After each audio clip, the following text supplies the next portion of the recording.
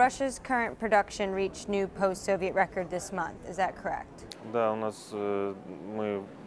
We have reached new levels which have been agreed in June 2018, and pretty much the increase constitutes, first of all, the recovery and some loss of capacity which we have seen during the past 1.5 years when we were limiting our output.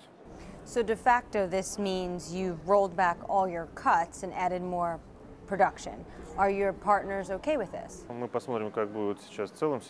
First of all, let's see how September ends, because the month is still not over and we can only judge after the month is completed. If we're looking at August numbers, we have recovered about 247,000 barrels out of 300,000 we've cut, and that means that we were still within the October cut level. And if we take a 3-month average since the June decision, we have always been within the October levels. But I would like to once again underscore the fact that this is within all the agreements that were made during June 2018. And I would like to remind that in June we decided that we should increase output by about 1 million barrels altogether as a group, and so far we've only managed just north of 500,000 barrels. That's why JMMC today once again recommended achieving 100% conformity, which has been agreed in June. How much extra oil production can you put into the market by, say, December, the end of the year? In terms of the short-term potential, I think it's a couple of 100,000 barrels. And when we talk about longer-term prospects, a lot would depend on overall policy of the country and on the stimuli which we would be ready to give to brownfields, which are currently being discussed in the government, but no decisions have been made yet. This would determine the upside potential. As you know, we have quite a complex tax system and quite an aging reserve base. So the government currently is reviewing a number of proposals which have been made by our ministry, which would, if accepted, mean stimulating measures for some hard-to-recover reserve groups for West Siberian fields, and if accepted, then we would be reviewing our forecasts and plans. Which Russian company will pick up the extra output? All companies which have participated in the voluntary cuts have significant output growth potential. And I can tell you that all the Russian majors which currently exist, they can all increase their output. Given your production, does this mean the output deal is over? Absolutely not. I mean, if you look at overall conformity numbers and the overall cut level, you will see that currently it stands at about 2.3 million barrels per day. This is conformity of 129%, i.e. 29 percentage points higher than what has been agreed back during the Vienna Accord. So we would continue working together, cooperating to give the market what it needs and to achieve 100% conformity. That is why we are all in the same boat. But for Russia's part in the deal? Well, don't forget that Russia is just one of the partners which are participating in this deal. Our potential can be used in order to give the market what it needs, in order to satisfy the additional demand which exists. We will play our part in giving our contribution, whether it's when addressing issues of deficit in the market or addressing issues of surplus, i.e. both increasing production and cutting.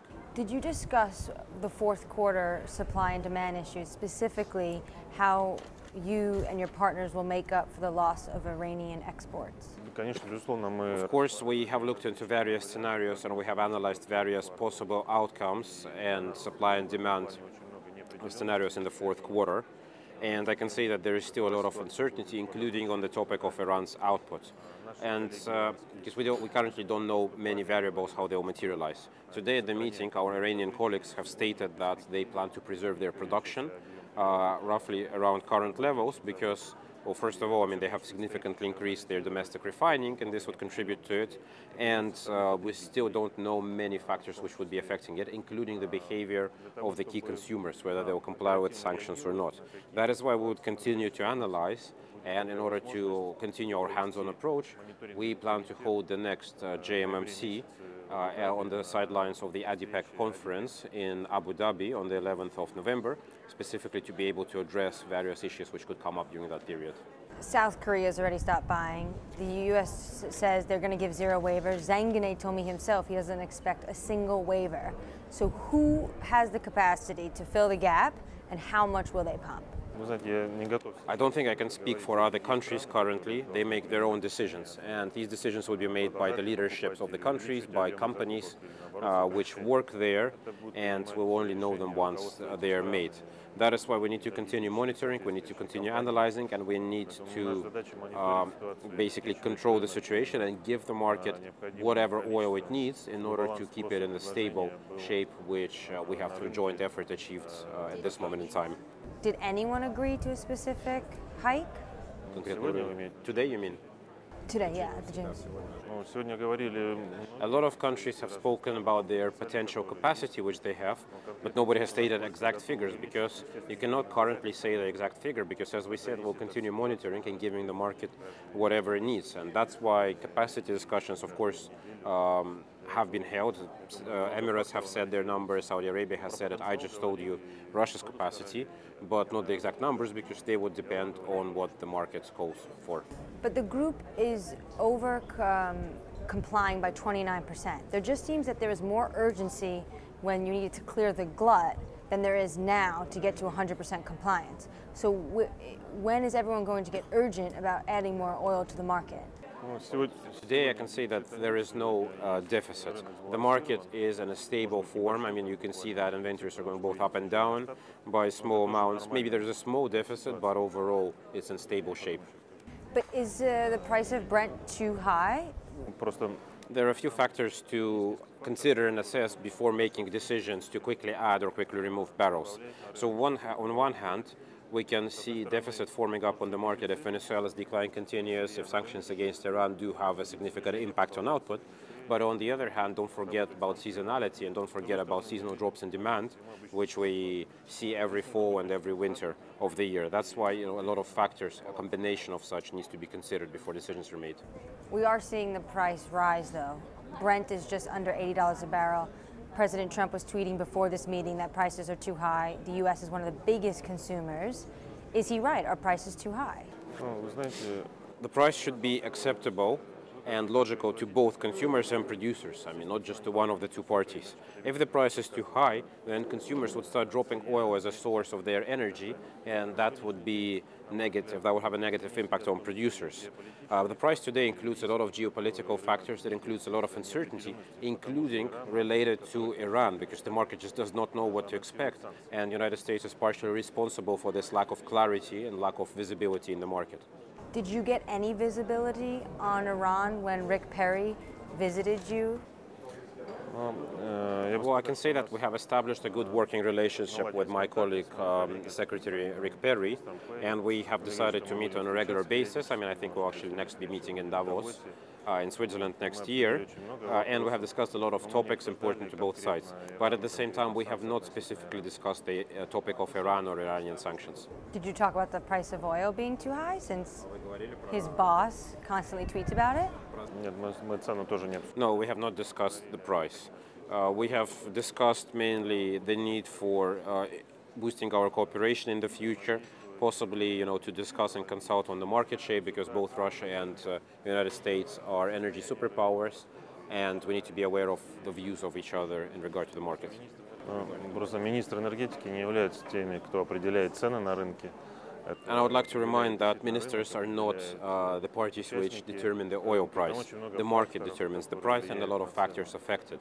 That is why, once again, it's not a question to us, what the price should be. We do not set at the level. Задает эту планку. As you said, the U.S. is a oil superpower. You're not part of OPEC, but you're going to be part of this OPEC Plus. Do you think the U.S. should be part of OPEC Plus, since they are one of the top 3 producers? Khaled Al-Faleh said today they are the biggest producer. У каждого своя политика в этой части. Each country determines and follows its own policies in regards to cooperation with others and how to tackle the market. And the same applies to basically being part of some groups or associations in the energy sector. The United States currently is a net importer of oil, so it's not an exporter, net exporter, while most of the countries which are part of the OPEC Plus group, they actually export oil, they're net exporters. But of course, the doors are open to any consuming nation because I think a healthy dialogue is always good for the market. On the cooperation front, there's this draft for the long-term cooperation of OPEC and friends. What are the details in it? Is there going to be a headquarters?